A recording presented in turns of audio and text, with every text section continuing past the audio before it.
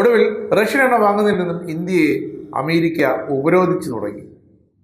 ഇപ്പോഴിതാ എന്നിട്ടും ഇന്ത്യ പിടിച്ചു നിന്നു. കാരണം ഇന്ത്യ റഷ്യയിൽ നിന്നും എണ്ണ ആവശ്യത്തിന് വാങ്ങിക്കഴിഞ്ഞു. കാരണം ഇന്ത്യക്ക് ആവശ്യമുള്ള എണ്ണ ഇന്ത്യ റഷ്യയിൽ നിന്ന് തന്നെ വാങ്ങും. ഇന്ത്യക്ക് എന്തുകൊണ്ടും ഗുണം തന്നെയാണ് ആ വ്യാപാര ചർച്ചകൾ വീണ്ടും തുടങ്ങുന്നത്. കാരണം ഒരുപാട് പതിനായിരക്കണക്കിന് ഇന്ത്യക്കാർ അമേരിക്കയിൽ സാങ്കേതിക വിദഗ്ധൻ ജോലി ചെയ്യുന്നുണ്ട്. അവരുടെ കുടുംബങ്ങൾ അവരവിടെ താമസിക്കുന്നുണ്ട്. അപ്പോൾ അവരുടെ ജീവിതം അത് ഇന്ത്യക്ക് സുരക്ഷിതമാക്കണം.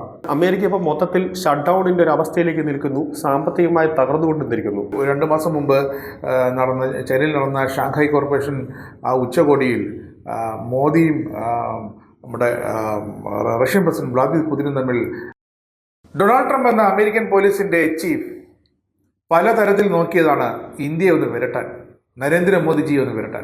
നടന്നില്ല. ഇന്ത്യ എന്നാൽ BJP സർക്കാരല്ല, ഭാരത സർക്കാർ തന്നെയാണ്. ആ ശക്തമായ നിലപാടോടുകൂടി തന്നെയാണ് പ്രധാനമന്ത്രി നരേന്ദ്രമോദിയും ക്യാബിനറ്റ് അംഗങ്ങളും ഡൊണാൾഡ് ട്രംപിനെ എതിരിട്ടതും. സംയമനം പാലിച്ചു, പ്രകോപിതരായില്ല, അമേരിക്കയെ പ്രകോപിപ്പിച്ചില്ല. പക്ഷേ തങ്ങളെന്നും അഹിംസാവാദികളാണെന്ന് ഇന്ത്യ അങ്ങോട്ട് കാണിച്ചു കൊടുത്തു. ഒടുവിൽ റഷ്യൻ എണ്ണ വാങ്ങുന്നതിൽ നിന്നും ഇന്ത്യയെ അമേരിക്ക ഉപരോധിച്ചു തുടങ്ങി. ഇപ്പോഴിതാ എന്നിട്ടും ഇന്ത്യ പിടിച്ചു നിന്നു. കാരണം ഇന്ത്യ റഷ്യയിൽ നിന്നും എണ്ണ ആവശ്യത്തിന് വാങ്ങിക്കഴിഞ്ഞു. കാരണം ഇന്ത്യക്ക് ആവശ്യമുള്ള എണ്ണ ഇന്ത്യ റഷ്യയിൽ നിന്ന് തന്നെ വാങ്ങും. ഇപ്പോഴിതാ റഷ്യക്കെതിരെ അമേരിക്ക വീണ്ടും പടനീക്കം തുടങ്ങിയിരിക്കുന്നു. റഷ്യയുടെ ഓയിൽ ടാങ്കർ അമേരിക്ക പിടിച്ചെടുത്തു. പക്ഷേ അതിൽ 3 ഇന്ത്യക്കാരുണ്ടായിരുന്നു. അവരെ വിട്ടയക്കണം എന്നൊരു കുടുംബം പ്രധാനമന്ത്രി നരേന്ദ്രമോദിയുടെയും കേന്ദ്ര സർക്കാരിനോടും ആവശ്യപ്പെട്ടു, അഭ്യർത്ഥിച്ചു. അപ്പോൾ തന്നെ ആ 3 പേരെ വിട്ടയച്ചതാണ് ഇപ്പോൾ വരുന്ന ഏറ്റവും പുതിയ റിപ്പോർട്ടുകൾ. അതിന് പിന്നാലെ ഇന്ത്യയും അമേരിക്കയുമായുള്ള നിർത്തിവച്ചിരുന്ന വ്യാപാര സാമ്പത്തിക ചർച്ചകൾ വീണ്ടും തുടങ്ങുന്നു. അതിന് തുടക്കമായിരിക്കുകയാണ്. അപ്പോൾ ഇന്ത്യയെ ഉപേക്ഷിച്ച് അമേരിക്കയ്ക്ക് മുന്നോട്ട് പോകാനാകില്ല, ഇന്ത്യയെ പിണക്കാനാകില്ല. റഷ്യ പിണങ്ങിയാലും ഇന്ത്യ പിണങ്ങരുത് എന്നൊരു നിർബന്ധ ബുദ്ധി ഡൊണാൾഡ് ട്രംപിനുണ്ട്. അതുകൊണ്ട് തന്നെയാണ് ട്രംപ് ഇപ്പോൾ മുൻകൈയെടുത്ത് ഇന്ത്യയുമായുള്ള ഇന്ത്യക്ക് നൽകിയ താരിഫ് സമ്മർദ്ദത്തിന് പിന്നാലെ ഇന്ത്യയുമായുള്ള ചർച്ചകൾ വീണ്ടും തുടങ്ങിയിരിക്കുന്നത്. ഇന്ത്യക്ക് എന്തുകൊണ്ടും ഗുണം തന്നെയാണ് ആ വ്യാപാര ചർച്ചകൾ വീണ്ടും തുടങ്ങുന്നത്. കാരണം ഒരുപാട് പതിനായിരക്കണക്കിന് ഇന്ത്യക്കാർ അമേരിക്കയിൽ സാങ്കേതിക വിദഗ്ധൻ ജോലി ചെയ്യുന്നുണ്ട്. അവരുടെ കുടുംബങ്ങൾ അവരവിടെ താമസിക്കുന്നുണ്ട്. അപ്പോൾ അവരുടെ ജീവിതം അത് ഇന്ത്യക്ക് സുരക്ഷിതമാക്കണം. അതുപോലെ തന്നെ അമേരിക്കയും ഇന്ത്യയുമായുള്ള സാമ്പത്തിക ഇടപാടുകൾ, കയറ്റുമതി ഇറക്കുമതി, ഇതൊക്കെ ഇന്ത്യയുടെ വിദേശ നാണ്യം വരുമാനം വർദ്ധിപ്പിക്കുന്നതിൽ ഒരു പ്രധാന പങ്ക് വഹിക്കുന്നുണ്ട്. അപ്പോൾ ഇനി ചെയ്യാനുള്ളത് ഇന്ത്യയെ പിണക്കാതിരിക്കുക എന്നാണ് ഡൊണാൾഡ് ട്രംപിന് മുമ്പുള്ള ഒരേ ഒരു പോംവഴി. അതുകൊണ്ട് തന്നെയാണ് വീണ്ടും ഇന്ത്യ US ചർച്ചകൾ തുടക്കം ആയിരിക്കുന്നത്. എന്തായാലും ഗോകുല അത്തരത്തിലുള്ള ചർച്ചകൾ തുടങ്ങുമ്പോൾ ആഗോള രംഗത്ത് ഇന്ത്യയുടെ പ്രതിച്ഛായ വർദ്ധിക്കുകയല്ലേ? തീർച്ചയായിട്ടും. കാര്യം ട്രംപ് ആദ്യം വിചാരിച്ചൊരു കാര്യമുണ്ട്, ഈ കോൺഗ്രസ് ഭരണകാലത്ത് പോലെ മൻമോഹൻ സിംഗ് പ്രധാനമന്ത്രി ആയിരുന്നു, ആ രീതിയിലായിരിക്കും മോദി എന്ന്. കാരണം ഇന്ത്യ ഒന്ന് വിരട്ടിക്കഴിഞ്ഞാൽ ഇവിടുന്ന് കുറേ 10-12 കത്തുകളും ഫോൺ വിളികളും അങ്ങോട്ട് ചെന്ന് കാണാൻ വേണ്ടി നമ്മൾ ആരെങ്കിലുമൊക്കെ ഒന്ന് നിയോഗിക്കുമെന്നൊക്കെയാണ് ട്രംപ് കരുതിയത്. പക്ഷേ പലതവണ താരിഫ് ഇന്ത്യക്ക് നേരെ വർദ്ധിപ്പിക്കുന്നു. അതെല്ലാം ചെയ്തപ്പോഴും നമ്മളൊരക്ഷരം വേണ്ടിയില്ല, ഇതൊന്നും കണ്ട മൈൻഡില്ലാതെ മോദി തന്നെ പലയിടത്തും പോയി ചെന്ന് കളിച്ച് ചിരിച്ച് നടക്കുന്നു.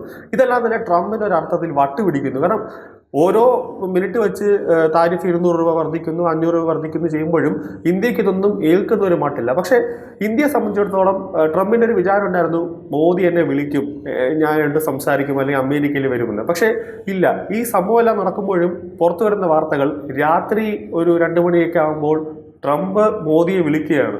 എന്നിട്ട് മോദി ഫോൺ എടുക്കുന്നില്ല. 3 പ്രാവശ്യം വിളിക്കുമ്പോഴും മോദി ഫോൺ എടുക്കുന്നില്ല. അപ്പോൾ തന്നെ മനസ്സിലായി അമേരിക്കയ്ക്ക് പിടിച്ചു നിൽക്കണം. കാരണം അമേരിക്ക ഇപ്പോൾ മൊത്തത്തിൽ ഷട്ട് ഡൗണിൻ്റെ ഒരു അവസ്ഥയിലേക്ക് നിൽക്കുന്നു, സാമ്പത്തികമായി തകർന്നുകൊണ്ടിരിക്കുന്നു. അപ്പോൾ ഇന്ത്യയിൽ തന്നെ വലിയ രീതിയിൽ നമ്മൾ അങ്ങോട്ടേക്ക് എക്സ്പോർട്ട് ചെയ്തുകൊണ്ടിരിക്കുകയാണ് സാധനങ്ങൾ. അപ്പോൾ ചൈന ഒന്നും കൊടുക്കുന്നുമില്ല. ചൈന ഇപ്പോൾ അമേരിക്കയിലേക്കൊന്നും കൊടുക്കുന്നുമില്ല. അമേരിക്കയുടെ സോയാബീൻ ചൈന വാങ്ങുന്നുമില്ല മാസങ്ങളായിട്ട്. നമ്മളിപ്പോൾ അമേരിക്കയ്ക്ക് കൊടുക്കേണ്ട, അവിടെ ഒന്ന് ഷട്ട് ഡൗൺ ചെയ്ത് വെക്കൂ, ഒരു അറിയിപ്പ് കിട്ടിയതിന് ശേഷം മതിയെന്ന് വിദേശകാര്യ മന്ത്രാലയത്തോട് പറഞ്ഞു കഴിഞ്ഞാൽ അവിടെ തീരും അമേരിക്കയുടെ ഈ അഹങ്കാരവുമല്ല. അപ്പോൾ അതുകൊണ്ടാണ് ഇന്ത്യയെ ഒന്ന് പേടിപ്പിക്കുന്നു, അടുത്ത സ്റ്റെപ്പിൽ തന്നെ ഇന്ത്യയെ ഒന്ന് സ്നേഹിക്കുന്നു.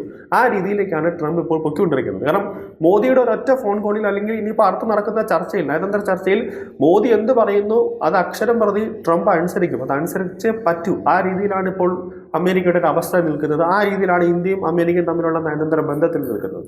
മോദിക്ക് ഇന്ത്യയുടെ പ്രാധാന്യം മനസ്സിലായത് കഴിഞ്ഞ 2 മാസം മുമ്പ് ചൈനയിൽ നടന്ന ഷാങ്ഹായ് കോർപ്പറേഷൻ ഉച്ചകോടിയിൽ മോദിയും നമ്മുടെ റഷ്യൻ പ്രസിഡന്റ് വ്ളാദിമിർ പുടിനും തമ്മിൽ ഡിസംബർ ആദ്യവാരം Russian president Vladimir Putin ഇന്ത്യയിലെത്തിയപ്പോൾ Narendra Modi യാത്ര ചെയ്തത് വ്ളാദിമിർ പുടിൻ റഷ്യയിൽ നിന്ന് കൊണ്ടുവന്ന അദ്ദേഹത്തിൻ്റെ ഔദ്യോഗിക വിമാനത്തിലാണ്.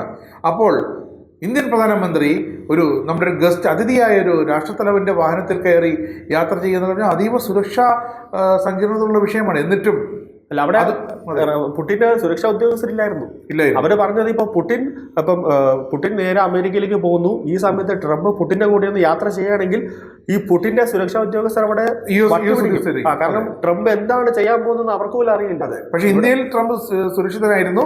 അത് തന്നെയാണ് അവരുടെ ബന്ധം വെളിപ്പെടുത്തുന്നത്. അതുകൊണ്ട് തന്നെയാണ് റഷ്യ ഇന്ത്യക്കൊപ്പം നിൽക്കുന്നതുകൊണ്ട് തന്നെയാണ് ഇപ്പോൾ ഈ സംഭവിക്കുന്നത്. കാരണം ഇന്ത്യ US ചർച്ചകൾ ഇതുപോലെ സ്മൂത്തായി നടക്കാൻ കാരണം ഇന്ത്യയും റഷ്യയും നരേന്ദ്രമോദിയും വ്ളാദിമിർ പുടിനും തമ്മിലുള്ള ആ ഗാഠമായ സുഹൃബന്ധം അതൊരൊറ്റ കാര്യം മുന്നിൽ കണ്ടുകൊണ്ട് തന്നെയാണ്. എന്തായാലും നമുക്ക് കാത്തിരുന്ന് കാണാം ഇന്ത്യ US ചർച്ചകൾ, വ്യാപാര ചർച്ചകൾ എന്താകുന്നത്.